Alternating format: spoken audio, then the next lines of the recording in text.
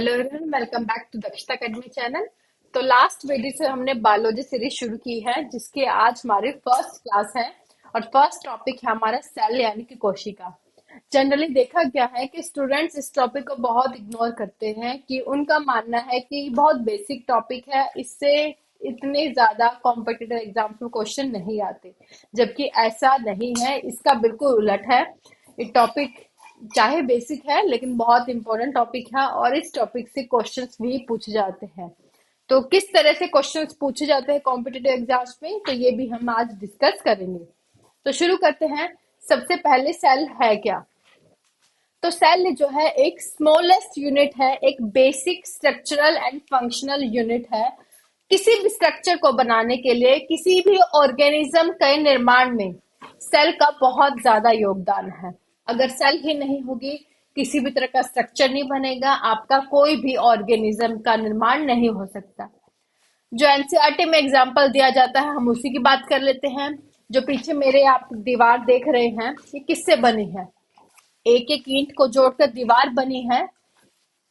एक ईंट जुड़ी, दूसरी, तीसरी, चौथी, तो कई सारे ईंटें जुड़कर जो है आपका क्या बनाती है? एक पूरी दीवार बना देती है, वॉल का निर्माण करती है। अब यही सेल का काम है। सेल का काम क्या है? मान लीजिए ये ईंटों की जगह क्या है? आपके सेल जुड़े हुए हैं, और ये कई सारे सेल मिलकर क्या है, कई सारे सेल जुड़कर जो है एक पूरा ऑर्गेनिज्म का निर्माण करते हैं, पूरी एक बॉडी का निर्माण करते हैं। कैसे? एक सेल होगा, बहुत सारे सेल होंगे, बहुत सारे सेल मिलके क्या बना देते हैं? टिश्यू। ये टिश्यूज, इनके साथ और टिश्यूज जुड़ेंगे, क्या बन जाएगा? एक पूरा ऑर्गन बन जाएगा। तो ये ऑर्गन और दूसरा ऑर्गन क्या बन गया? ऑर्गन सिस्टम बन गया। और उसके बाद आपका पूरा एक ऑर्गेनिज्म बन जाता है, पूरा एक जो है जीव बन जाता है। तो जिस तरह से ये दीवार को बनाने में जैसी भूमिका किसी ईंट की है, वही भूमिका आपके किसी भी स्ट्रक्चर के निर्माण में, किसी भी ह्यूमन बीइंग या जो जीव के निर्माण में जो है आपके इस सेल का वही योगदान होता है। तो सबसे स्मॉलेस्ट यूनिट है, लेकिन एक बेसिक यूनिट है। तो आई एम सॉरी, एक मिनट होल्ड करिएगा।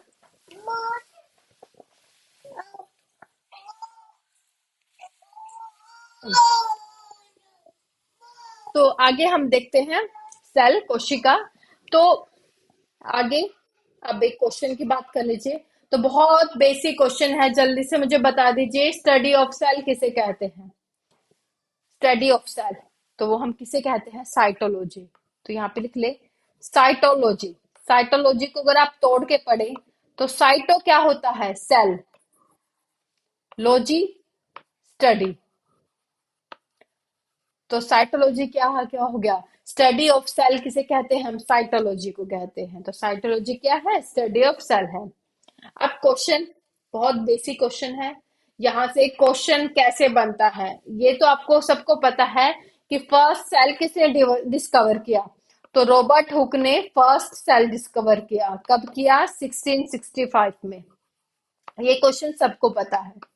लेकिन क्वेश्चन आए, फर्स्ट लिविंग सेल किसने डिस्कवर किया? तो जनरली क्वेश्चंस में आप ध्यान से नहीं पढ़ते हैं, और बच्चे जो है जनरली रॉबर्ट हुक पे टिक टिक लगा देते हैं। लेकिन क्वेश्चन पूछा गया आपसे फर्स्ट लिविंग सेल, ये नहीं पूछा गया कि फर्स्ट सेल किसने डेवलप किया। फर्स्ट लिविंग सेल किसने डिस्कवर किया? तो फर्स्ट लिविंग सेल डिस्कवर किया एंटोइन वॉन लीवनहॉइक ने। हॉइक। और इन्होंने, एंटोइन वॉन लीवनहॉइक ने फर्स्ट लिविंग सेल डिस्कवर किया 1674 में। कब? 1674 में। तो 1674 में इन्होंने डिस्कवर किया। रॉबर्ट हुक ने जो सेल डिस्कवर किया था, वो एक डेड सेल डिस्कवर किया था, जो कि रबर कॉक में इन्होंने देखा था। तो लिविंग सेल की पूछा जाए तो एंटोइन वॉन लीवनहॉइक ने 1674 में डिस्कवर किया, और इन्हें फादर ऑफ बैक्टीरियोलॉजी भी कहा जाता है। यहाँ आपसे एक क्वेश्चन है, आपको कमेंट में जरूर बताना है, मैं देखूंगी। अगर आपने मेरी लास्ट वीडियो देखी है तो आपको जरूर पता होगा कि फादर ऑफ माइक्रोबायोलॉजी किसे कहा जाता है। तो ये क्वेश्चन का आपको कमेंट बॉक्स में आंसर देना है।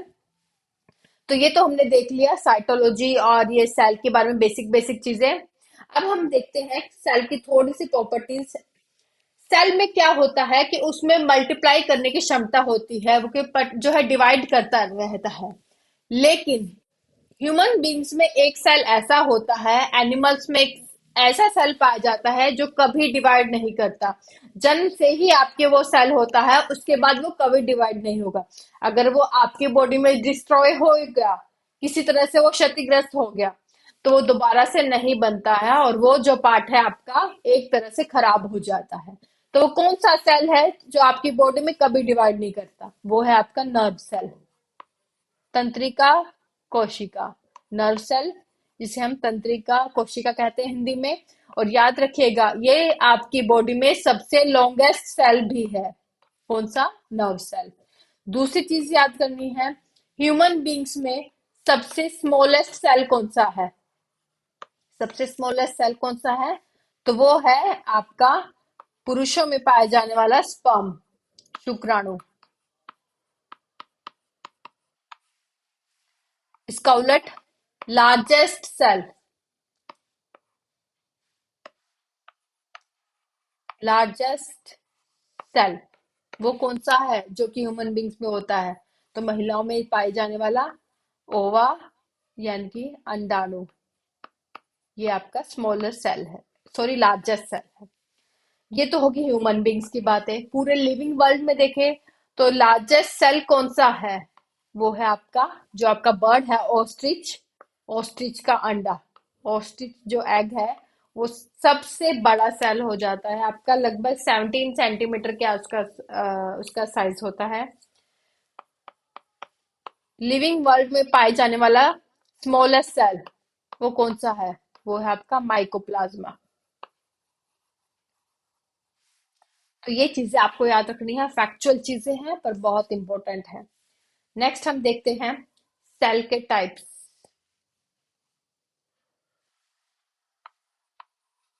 सेल को अगर हम डिवाइड करें तो अगर इसकी ब्रांचेस देखें तो एक है आपकी यूनिसेलुलर, यूनिसेलुलर सेल नाम से पता लग रहा है। एक कोशिकीय, एक कोशिकीय जीव कौन से है जिसमें जो है आपका सिर्फ एक सेल पाया जाए, और वो कौन से है? माइकोप्लाज्मा, जिसका अभी हम देखा कि सबसे स्मॉलेस्ट सेल है पूरे लिविंग वर्ल्ड में। तो ये सिर्फ एक कोशिका इनमें होती है, सिर्फ सिर्फ एक सेल होता है, यूनिसेलुलर इनमें होता है। इसके अलावा ब्लू ग्रीन एल्गे, नील हरित शैवाल भी यूनिसेलुलर के एग्जाम्पल है, उनमें भी आपका सिर्फ एक सेल पाए जाते हैं। दूसरे आपके टाइप है मल्टी सेलुलर, नाम से पता लग रहा है कि जिसमें कई सारी कोशिकाएं होती है, बहुकोशिकीय। इसके एग्जाम्पल हम हैं एनिमल्स, प्लांट्स, एनिमल्स, फंगस, कवक, ये सब क्या है? बहुत सारी इनमें कोशिकाएं पाई जाती है, बहुत सारे सेल पाए जाते हैं, इसलिए इन्हें मल्टी सेलुलर कहते हैं। अब ये तो हमने देखे दो तरह के, यूनिसेलुलर और मल्टीसेलुलर। अब आपके दो तरह के सेल होते हैं, टाइप। ये तो हमने ब्रांचेस देख ली। अब सेल कौन से होते हैं? एक होते हैं प्रोकैरियोटिक सेल, प्रोकैरियोटिक सेल।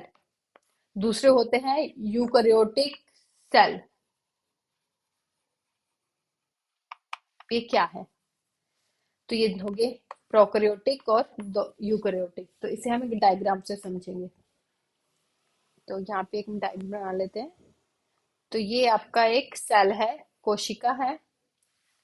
कोशिका के अंदर हमें पता है सारी कोशिकाओं में क्या पाया जाता है? न्यूक्लियस पाया जाता है। तो जिन सेल्स में जो न्यूक्लियस है ये किसी मेम्ब्रेन से कवर हो, ये क्या बनाई है मैंने? मेम्ब्रेन बनाई है, एक झिल्ली है। तो ऐसी कोशिका को हम क्या कहते हैं? Eukaryotic cell. डिटेल में भी हम देखेंगे, वेट करें। Eukaryotic cell. तो यूकैरियोटिक सेल मैंने क्या कहा कि ऐसे सेल, ऐसे कोशिका जिसमें ये आप ये देखें क्या है, ये एक सेल की कवरिंग है जिसे हम क्या कहते हैं? प्लाज्मा मेम्ब्रेन, प्लाज्मा मेम्ब्रेन या प्लाज्मा झिल्ली हम इसे कहते हैं। पूरा हम ना नेक्स्ट वीडियो में डिस्कस करेंगे कि पूरा सेल का एक एक स्ट्रक्चर देखेंगे, उसका क्या क्या फंक्शन होता है। जैसे कि सेल में क्या पाया जाता है, mitochondria, ribosome, lipids, DNA, RNA, endoplasmic reticulum, plastids, ये सब हम नेक्स्ट वीडियो में डिस्कस करेंगे। इसमें हम मेन बेसिक चीजें, सेल को समझने के लिए आपकी क्या क्या चीजें जरूरी हैं, वो सारी हम डिस्कस कर रहे हैं। तो यूकेरियोटिक सेल में हम देखें तो बाहर की जो कवरिंग होती है किसी भी सेल में, उसे हम प्लाज्मा मेम्ब्रेन कहते हैं। तो सेल के अंदर जो न्यूक्लियस पाया जाता है, ये सारा न्यूक्लियस है। अगर न्यूक्लियस किसी मेम्ब्रेन से कवर हो, ये बाहरी एक मेम्ब्रेन है जिसे हम क्या कहते हैं, न्यूक्लियर मेम्ब्रेन, न्यूक्लियर मेम्ब्रेन या केंद्रक झिल्ली। तो अगर ऐसा सेल जिसमें न्यूक्लियस किसी झिल्ली या किसी मेम्ब्रेन से कवर हो, ऐसे सेल को हम यूकेरियोटिक सेल कहते हैं। समझ आ गया। प्रोकैरियोटिक सेल की बात करें तो ये आपका सेल हो गया जिसे हम क्या कहते हैं, प्लाज्मा मेम्ब्रेन या प्लाज्मा भित्ति। ये हमने देखा सेम है।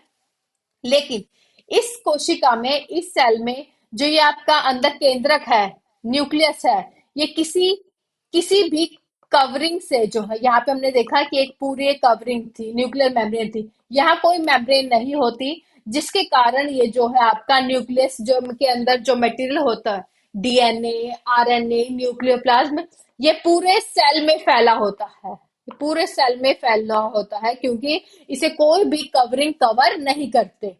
तो ऐसा सेल जिसमें केंद्रक पूरे सेल या पूरी कोशिका में बिखरा हुआ होता है, न्यूक्लियस किसी भी झिल्ली या मेम्ब्रेन से कवर नहीं होता, तो ऐसे सेल को हम क्या कहते हैं, प्रोकैरियोटिक सेल कहते हैं। समझ आ गया। तो इससे अच्छा कोई समझा नहीं सकता आप। तो मैंने बहुत अच्छे से समझाया है, कोशिश पूरी की है अपनी तरफ से एक डायग्राम से समझाऊं। तो ये मेन डिफरेंस है कि दो तरह के जो सेल होते हैं, प्रोकैरियोटिक सेल और यूकेरियोटिक सेल में मेन डिफरेंस ये है। तो ये डिफरेंस समझना आपके लिए बहुत जरूरी है आगे है, क्योंकि इससे रिलेटेड टर्म्स यूज होंगी और कई बार एग्जाम्स में क्वेश्चन पूछा जाता है बेसिक डिफरेंस, तो ऑप्शंस में भी आता है। तो डिफरेंस याद रखना है कि मेम्ब्रेन अगर है, आउटर मेम्ब्रेन, जिसके कारण न्यूक्लियस जो एक जगह पे है, एक कवरिंग के अंदर है, तो ऐसे सेल को हम यूकेरियोटिक सेल कहते हैं। अगर पूरे सेल में बिखरा हुआ है तो उसे हम प्रोकैरियोटिक सेल कहते हैं। समझ आ गया। तो ये थे आपके दो तरह के सेल, प्रोकैरियोटिक सेल और यूकेरियोटिक सेल। इनके अलावा प्लांट्स में बहुत तरह के जो ऑर्गेनेलिज पाई जाती है, कोशिकांग पाई जाती है, जिसे हम के जैसे for example mitochondria, plastids, ribosomes, आपके मतलब एंडोप्लाज्मिक रेटिकुलम। प्लांट सेल और एनिमल सेल में भी डिफरेंस होता है। क्या डिफरेंस होता है ये सब हम नेक्स्ट वीडियो में कवर करेंगे। अभी हमने सिर्फ ये समझा है कि सेल में क्या क्या चीजें होती है, सेल होता क्या है, उसकी प्रॉपर्टीज क्या है, सेल कितनी तरह का हो सकता है। आगे हम जो सेल देखेंगे, पूरे लिविंग वर्ल्ड में दो तरह के होते हैं। अगर हम प्लांट सेल और एनिमल्स की बात करें तो ये टोटली डिफरेंट है।